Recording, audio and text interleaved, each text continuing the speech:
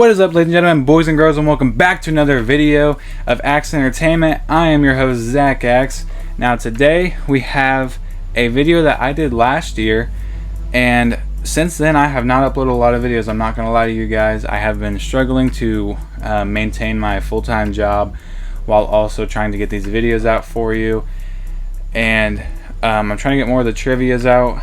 The trivias are kind of hard to get edited and get out, but I'm really trying to get those all out for you guys.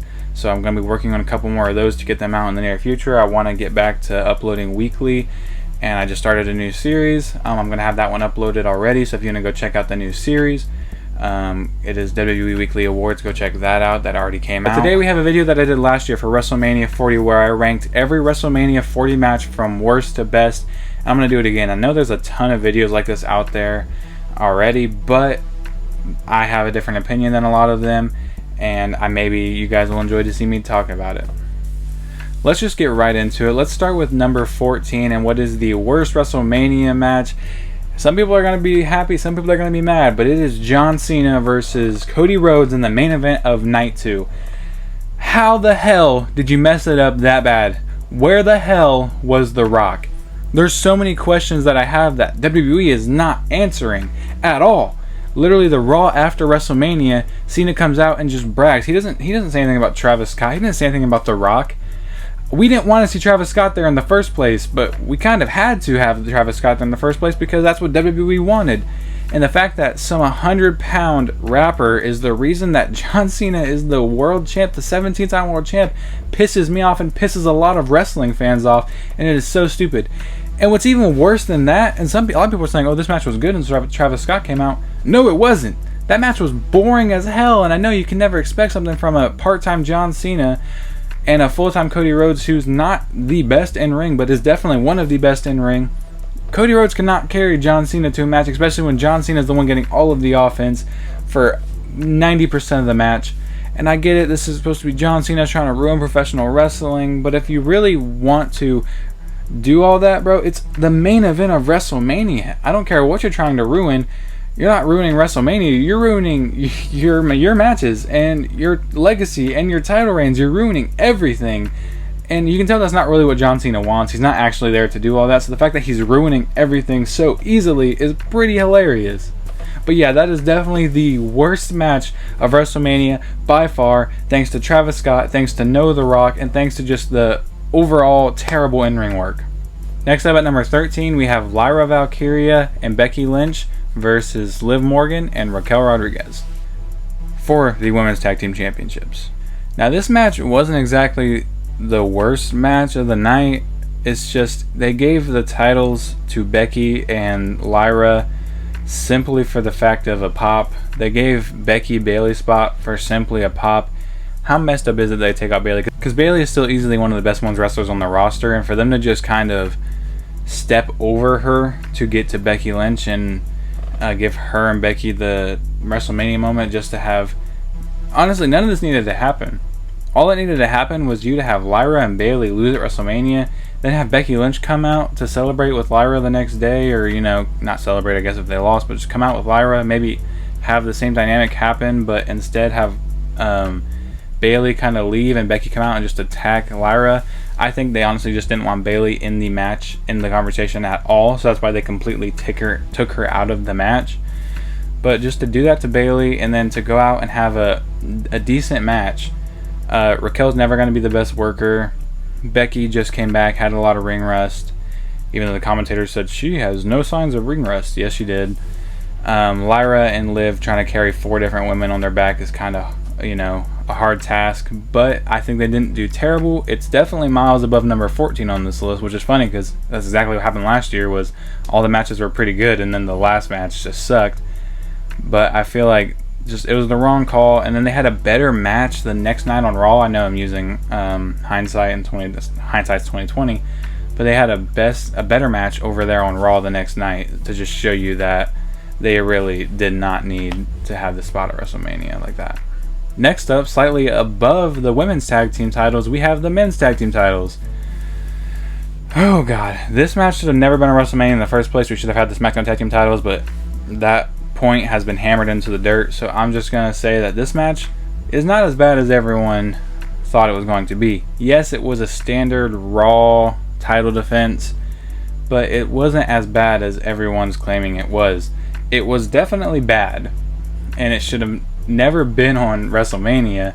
But the fact that nobody wanted them on WrestleMania, they came out, and they could have came out and just, had a quick little 5-minute match, or just kind of, messed around and, not cared. But they did care, and that just shows you the craft of all four men. All four men are phenomenal wrestlers, and I'm glad they got the WrestleMania payday. I just wish it didn't have to come at the expense of the SmackDown Tag Team division. And I just thought they had a pretty good Raw level match, and that's why it's coming in at number 12. At number 11, we have less of a match and more of a moment between Joe Hendry, the TNA champion, and Randy Orton. Of course, this was Randy Orton's mystery opponent, and a lot of good things actually end up coming out of this, because now you have Joe Hendry, who gets to brag about being on WrestleMania, and you have the Karrion Kross Chronicles, I guess you could call it. Now that Karrion Kross, that was one of his points, was everybody wanted to see Karrion Kross there. I didn't know everybody wanted to see Karrion Kross there, but I wouldn't have been mad if it was Karrion Kross, because Karrion Kross is now getting over with the fans, and I'm so happy to see Karrion Kross getting over with the fans. We'll talk about him a little bit more later on. But the Joe Hendry and Randy Orton match was only there to be a moment, not a match. They let Joe Hendry get some offense in, which is what I'm most happy about, because honestly, when Joe Hendry came out, I was like, great, this is going to be an RKO, or it's going to be like Hendry gets a couple punches, clothesline, power slam, RKO, and it's over. But no, Hendry got a couple moves. I don't know, I think he hit the standing ovation at one point, or maybe he didn't. He hit the fall-away slam, definitely. He got some good offense, and of course we had the memeable, amazing moment where Hendry did his whole turn into the RKO, which honestly is the whole reason this ranks above the other three matches that are on here, was just because that part was so entertaining, and just the big pop that Joe Hendry got. I was expecting Joe Hendry, but I wasn't actually thinking they were going to pull the trigger on Hendry. I was expecting maybe bring Aleister Black early, or Rusev early, or even maybe Sami Zayn was the other one that was getting a lot of rumor, and I was like, any of those would be pretty cool. But I feel like Joe Hendry coming out and Randy Orton's kind of like, what the hell face was pretty funny. This whole match was, like I said, a moment, not a match, but I had to put it on here, especially higher than those other three matches. At number 10, we have a match that I actually enjoyed more than a lot of people did, and that is Charlotte Flair versus Tiffany Stratton. Now, I am one of the biggest Charlotte Flair haters that you will ever see, and not because she's bad, but because I just don't want to see her win championships. The treatment that Becky Lynch was getting there for a minute, I think should have been given to Charlotte Flair more than Becky, because Becky only wins titles. But no, it was more Charlotte only winning titles. But anyways, Charlotte wins the Rumble, and nobody wants to see it. Then Charlotte picks Tiffy, the match that everyone wanted to see, because no one wanted to see action. I wouldn't have been mad if Charlotte would have picked Rhea, but Charlotte picks Tiffy, and I'm like, this is the perfect moment to have Tiffy solidify her championship reign by having her beat a veteran, somebody who I believe has the record for the most titles held for any woman in WWE history. Having her beat Charlotte was like always going to be amazing. But I was like, there's that little bit of me that was just like, yeah, she's going to lose. There's no way she beats Charlotte Flair. Charlotte Flair is Charlotte Hogan at the end of the day. At WrestleMania, Charlotte Flair beat Asuka, so I could very well see her beating Tiffany. And they didn't have the best chemistry. I'm seeing people say like they had no chemistry at all, and they didn't collide at all. I thought they had decent chemistry, and they weren't terrible together. It wasn't the best match. It didn't flow the best, but I thought some of the big moments definitely were big moments. The strawberries taste like strawberries. The snozberries taste like snozberries. They definitely didn't flow together, but I thought some of the big moments were definitely good, and I feel like they did the best with what they had. I wish it would have been better, but I couldn't put it in any higher. At number 9, we have another impromptu match, just like the Randy match. We have Rey Fenix taking on El Grande Americano. Now, personally, I love the El Grande Americano gimmick. I feel like it only happened just so he could be unmasked at some point by Rey Mysterio. And I feel like this match, getting Rey Fenix on the card, it was awesome, but you also delivered Rey Fenix his first pinfall loss very early, and I think that's a good thing. Some people are like, oh, he shouldn't have been beat this early, he shouldn't have had a WrestleMania loss this early. If you give a wrestler that just debuted an early loss, you're not going to hold that expectation every match that they're going to you're not going to hold the expectation every match that they're going to win. And maybe that's a good thing that you have the expectation, but at the same time you want to have that chance that they're going to lose, just like Penta now has. There's always that chance that they're going to lose because they're not undefeated anymore. But I thought overall it was a pretty entertaining match between two amazing workers, two of the best workers in all of wrestling right now. Between whoever is under that mask, I think it might be John Cena, but I think he did pull double duty, but I'm not sure.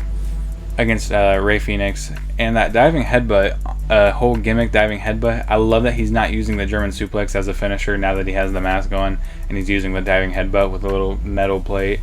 And I'm glad he won, because one, it kind of gives Chad Gable a WrestleMania win. Everyone knows it's Chad Gable.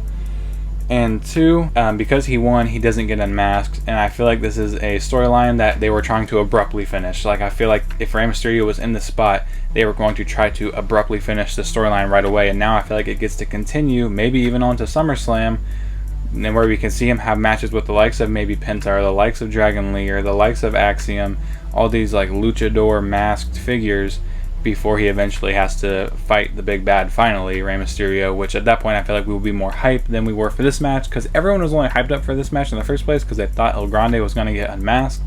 Now you can hype up other matches, have Chad Gable have some great matches against other luchadors before he eventually does get unmasked by hopefully Rey Mysterio. At number 8, I thought I was going to have this way lower than I do, but we have Jey Uso versus Gunther, and I thought this match was going to be lower because when I watched this match, I kid you not, Gunther and Jey Uso are two of my favorites on the roster. Gunther more than Jey, but I love them both. I didn't have high expectations because their matches already at Saturday Night Main Event and all these matches, none of them ever lived up to it. And at first it seemed like they were just going to do the same thing that they did last year with Sammy and Gunther, where we had Chad Gable hyping up Sammy to finally go out and beat the big bad Gunther. Well, this year we're going to have Jimmy Uso hyping up Jey Uso to go beat the big bad Gunther. But I'm glad they took Jimmy out of the storyline, not relatively early, but a couple weeks before WrestleMania, so then we could just focus on those two, and that kind of brought me back into the match.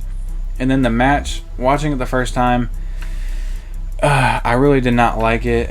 I like that Jey Uso didn't pull out as many super kicks as usual, but there's a gripe between like me and some of the people I watch wrestling. There's a gripe between me and some people I watch.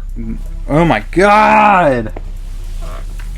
There's a gripe between me and some people I watch wrestling with, where I say all Jey Uso does is super kicks most of the time, and they say all Gunther does is chops. Well, I'm like, all right, I guarantee this match is chops and super kicks, and Jey Uso did not pull out that many super kicks, while Gunther was pulling out chop after chop after chop and just kind of solidifying their point, and I was like, oh god. But it was a pretty entertaining match between two very good workers. The ending is really what spoils it for me. I feel like if the ending was different and if the match was more fast paced like it could be, it would be higher. But the ending being, I get it, he got speared in 3 splashes and then the sleeper hold and he taps out right away, but Gunther should not be tapping out as the World Heavyweight Champion. I'm sorry, especially not that fast. If you're going to have him tap, let it be in for a little bit. I get he's in agonizing pain and he's got to tap out, but he's Gunther at the end of the day. He does not tap out unless it's Ilya Dragunov, which I thought was actually a pretty good callback, because if you watch NXT, you know at one point Gunther did tap out to Ilya Dragunov, putting him in the sleeper hold, which I guess is just a way of showing that the sleeper hold, Gunther does it because he knows it puts his ass to sleep, so of course it's going to put everybody else to sleep. But I feel like the ending was a little bit lackluster. I feel like it should have been a huge comeback moment into Jey Uso winning the championship, as opposed to Jey Uso looking like the dominant guy at the end of the match. Alright, slightly above that we have the match between Logan Paul and AJ Styles. This match, I don't know, because they stripped away everything that was always fun about the Logan Paul WrestleMania experience. They stripped away the really flashy entrance. I know he still had like the camera entrance and everything, but they stripped away the flashy entrance. They stripped away the Prime Bottle, which I really wanted to see somebody in the Prime Bottle. I love, one of my favorite parts of the Logan Paul matches of the past is seeing who's going to be in that Prime Bottle. And they stripped that away and they just made it a simple wrestling match. And I thought that was phenomenal because, no pun intended, AJ Styles is a phenomenal wrestler and Logan Paul is also a great wrestler. And I feel like putting those guys against each other in a regular wrestling match was honestly brilliant, because we've seen AJ Styles have great matches with the likes of Shane McMahon, while Logan Paul, I don't believe, has ever really had an actual bad match. So I feel like having those two against each other was perfect. The build was a little weird. The build left a lot to be desired. I feel like they should have leaned more into the whole carrying cross, trying to get AJ to be like, dude, this is for the business. You're letting an outsider come in and beat me. And then, but like I said, this also got the carrying cross. Carrying cross seems to be getting a push now. Seems to be getting, the fans are in love with carrying cross right now, and I hope WWE doesn't ignore that. Karrion Kross come out and telling AJ to use the brass knuckles just for AJ to be like no and then lose. I thought that was a decent ending. I feel like this has to set up a feud between AJ and Kross, and if it doesn't, then it was pointless. But I'm really hoping this sets up a great match in the future because it was a pretty good match. At number 6, we have Jade Cargill versus Naomi. Now this match I was actually pretty excited for because this match has the longest storyline, still running storyline out of any of the storylines that were on there. And it was, Jade had gotten pushed off of something onto a car by Naomi, and the whole cover up. The only problem I had with it was we've seen that storyline before, not too long ago with the Lita, Trish Stratus, Becky Lynch saga. It's the exact same thing. But still, I was still excited for the match, to see the match, and people have been crapping on Jade Cargill a lot recently, saying she's not as good of a wrestler as, the likes of Naomi, but I feel like she definitely is, and I think she carried her own in that match. Naomi definitely carried the brunt of the big moves and the big spots, like that crazy powerbomb move. I thought was a little weird because the ref looked like he wanted to go for a pin, but when they did the actual move, it still looked amazing. And there were so many big spots in the matchup, and letting Jade get a big win at WrestleMania.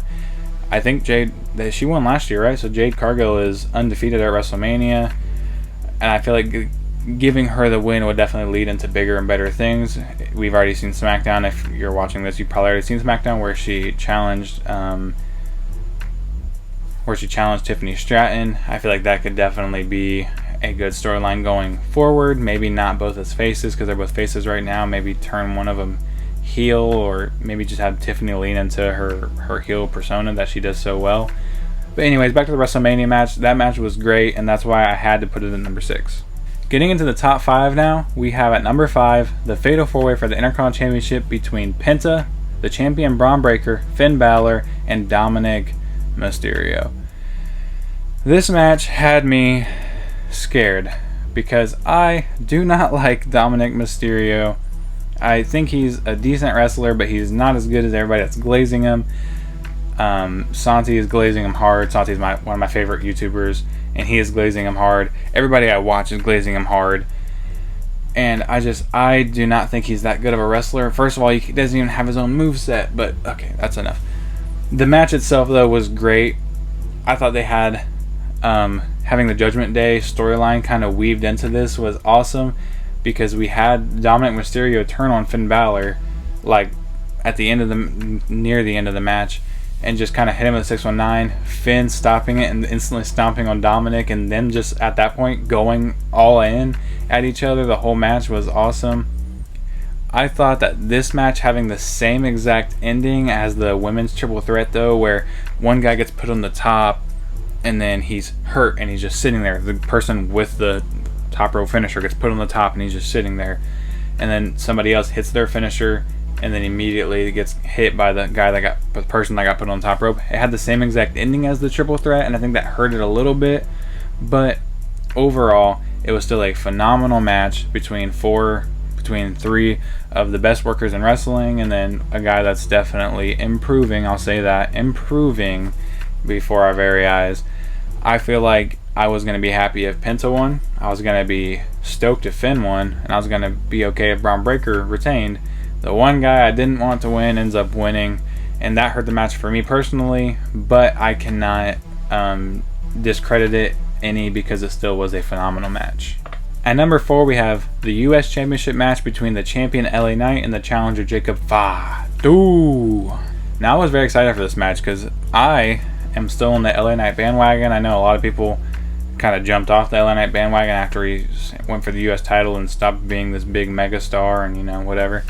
But I still love LA Knight. He's not the best in-ring worker, but I feel like he elevates himself to match the level of whoever he's facing. And he is facing Jacob Fatu, one of the best pure in-ring wrestlers in the company right now. And I thought Fatu winning was definitely the correct choice because I think there's so many stories that can be told. I feel like LA Knight's kind of told his best stories as the U.S. champion. I know some people actually are upset that LA Knight's not still the champion, but I feel like LA Knight is always going to kind of have the same effect on titles as Cody Rhodes, and that is he's a better chaser than he is champion. And I haven't really seen anything from LA Knight to prove otherwise. I feel like when he's chasing, he's always such a, he's a better presence than he is when he is the champion. But I still think he's a great champion, and I think putting him against Fatu was the right choice, and having Fatu win was definitely the right choice because now you have the bloodline stories to tell, you have all these different stories, and everyone seems to always want a piece of Fatu because he's one of the biggest and baddest wrestlers they have in the company. All that rambling, I didn't even talk about the match. So the match was actually very, very good. Some great counters. LA Knight got his basic, his DDTs and Russian leg sweeps, but the moment of the night, probably like the moment of WrestleMania, was the springboard moonsault into the perfectly timed BFT. Honestly, I thought the match was over right there. I was like, there's no way he gets out of this, and he did, and he comes back and he picks up the win in a phenomenal match. We're at our top 3, and if you would have told me that this match was going to be in my top 3, I would have called you a dirty liar, because there's no way that a match that I did not want to see in the first place would be in my top 3. But it's not that I didn't want to see these two wrestle, it's that I wanted to see Drew McIntyre fighting for a championship, or fighting in a big time storyline against somebody huge, but he got Damian Priest, who is a great wrestler and a big time name, definitely, but I wanted to see him, doing bigger and better things. But I thought with what they were given, they had a great feud, started at the Royal Rumble, and they had a pretty good feud, with the whole just attacking each other at random times, which that seems to be all of Drew's feud. He just attacks you whenever he feels like it, and then he gets attacked back eventually.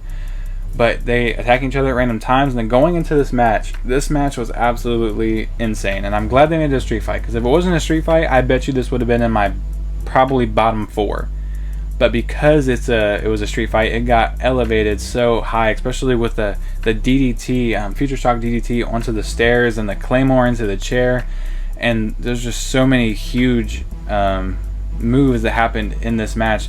It was just such a good match overall, and like I said, I hate to say that because I thought it was going to be terrible, and if I would have made a prediction video like I was going to originally, I would have told you I don't want to see this match.